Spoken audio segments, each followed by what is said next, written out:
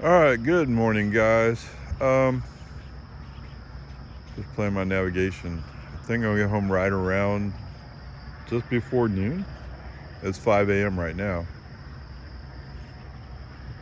Oh no, we'll see.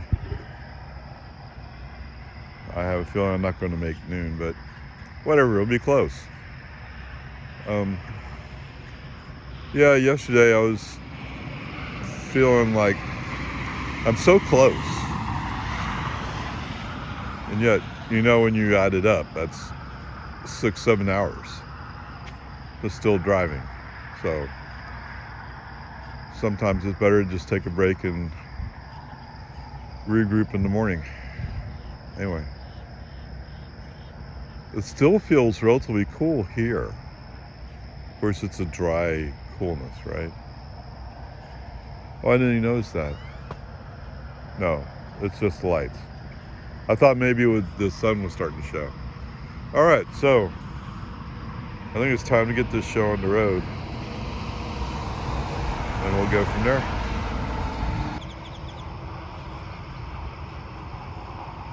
All right, you see all the flashing reds out there?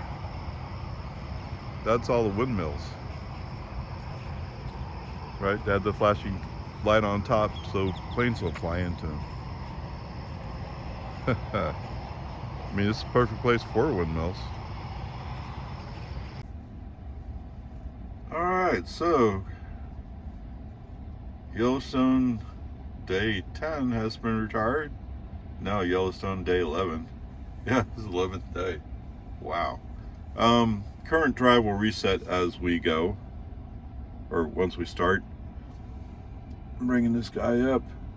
Drive south on Interstate Yeah. 27 South, US 87 South for 27.3 miles. So let's see. We're planning to stop in Post, and then in Cisco. Wait, is that a 3-hour drive? That's a 3-hour drive. All right. So I may have to add in a couple of supercharger stops, if for no other reason than to add brakes. Because I'm a human person, so I need brakes. I can't go for 3 hours. Actually, I can go for 3 hours, but then I'm so exhausted by the time it's 3 hours that I don't feel like going anymore. So looks like I'll probably put in something at Sweetwater, and I have a feeling Hamilton maybe. I don't know what. We'll see where Cisco is exactly. But anyway, onward, upward charge! Yay! All right, welcome to Post. 69 miles an hour, 6 minutes. 237 watt-hours per mile? No way. So the only thing I'm really doing is I'm just staying at 70 or 69. Nothing special. Although apparently that is now qualifying me for doing hypermiling stuff. Oh man. The cost of driving efficient is they expect you to drive for 3 hours. That's too high a penalty. Anyway, peace and harmony. It is what it is. Okay, so FSD wise, what was that? So we're coming into North Lubbock and we're supposed to make an exit. Okay, knowing that we're coming up and there's 2 more lanes to get over, I use turn signal to move them over one. And then FSD recognizes the navigation request that you're going to move one more lane over. We move over.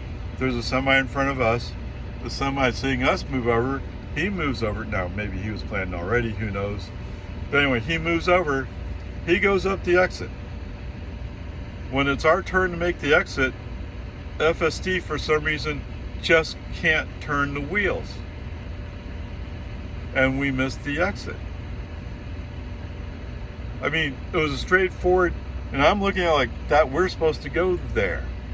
Now, navigation picks it up, and they're like, oh, well, you can go down to this place and go down some 2-lane Farm to Market Road instead of going down the 4-lane highway. What? Okay, whatever. Peace and harmony. It's FSD. And while we're on this little 2-lane road, when we get back up to the highway, the stop sign is a little curve to the left, and the FSD goes, "Hey!" Yeah, you scared me too. Oh man. And there was plenty of warning from a human perspective that it was about to happen. It's just FSD is not trained to recognize all the flashing lights and so on. It was pretty obvious. Okay, whatever, peace and army. And of course, while we're more or less in the Lubbock area, FSD's going, "Oh, I'm okay with this." It's dark, okay? And right now it's 6:30, so a.m. Once we started getting away from Lubbock, and there was fewer and fewer lights, although there's still lights around, FSD like, "Oh, I'm scared. FSD may be degraded." And then it's, I don't know, maybe I need to set a timer, right? Every 2 to 3 minute pop up, "Oh, FSD may be degraded. I'd rather you look down at the screen and swipe the message than to pay attention to traffic." Okay, whatever. Peace and harmony. It's one of those things I'm hoping Tesla's working on, although Elon's making it sound like, yeah, 12.5, we're working on it, but it may be too hard a fit for your car, Ray. Just great. Just great. Let me say that. Just great. Okay, whatever. But, you know, if I was limited to daytime driving and then supervised FSD at night, that's not too bad, I guess. We'll have to see what happens, huh? Yes. There's some votes to get an updated car. Just as soon as you buy a car, they're going to drop the price, and the value of the car is going to drop. So it's just hard to justify it this time. Anyway, onward, upward. There we go. 96 miles at 1 hour 27 minutes, 252 watt-hours per mile. Really, still? Okay, so I'm still sticking with the 69 miles per hour. It's just driving for 3 hours too much. So I'm taking a break at a rest stop. Anyway, it's going okay. FSD wise, there's been a couple of times where all this is 75, or almost all of it, 75 miles per hour. There's a couple of times when we've gone by a sign, and then FSD will declare it, "Oh, that's 35 miles an hour." Wow, you gotta be kidding me. Scroll the wheel up, and a few minutes later, we'll hit another 75, pat, it's back up to 75, and scroll back down, bring it down to 69. I don't know. But, you know, I've said this several times, and I'll say it again. Until Tesla and FSD figures out how to read speed zone signs, I don't see how robotaxi is going to work. I just don't see it. But okay, whatever. You guys are tired of hearing of it, I'm sure. And my car is up to date as of today. So there you go. Anyway, I think that's really it. Oh, there were a couple of phantom brakes. There was, I don't know, a big pole or something, and it was casting a shadow across the road, and all of a sudden, bam! Oh! Okay, it wasn't hard brakes, but it definitely was not gentle brake or brake check. It was brakes, regen brakes, but still. And when it happened, it like, whoa! Yeah, it scared me a bit. But okay, whatever, peace and harmony. It's FSD. What do you want? Okay, onward, upward. You don't see that every day. Petrified wood station? Gas station? Wow. Okay guys, welcome to Cisco. 74 miles, 1 hour and 5 minutes. And this is since the rest stop down the street. 247 watt hours per mile. Since last charge, we've used 42 kilowatt hours, but we're averaging 250 watt hours per mile. Excellent. That's 4 miles per kilowatt hour. Okay. And yeah, I'm doing 69 miles per hour. Okay. Time to get going. We're time to get charged, right? Okie dokie. Well, we're sitting here in Cisco, and Tesla wants me to be able to make home, but he hadn't even hit a positive percentage yet, and I'm at 68% charged, or 68 battery charged.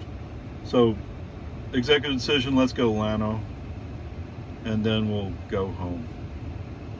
I mean, it's just going to work out better. That it'll be easier that way. So, there we go. What does it say I'm going to make home at?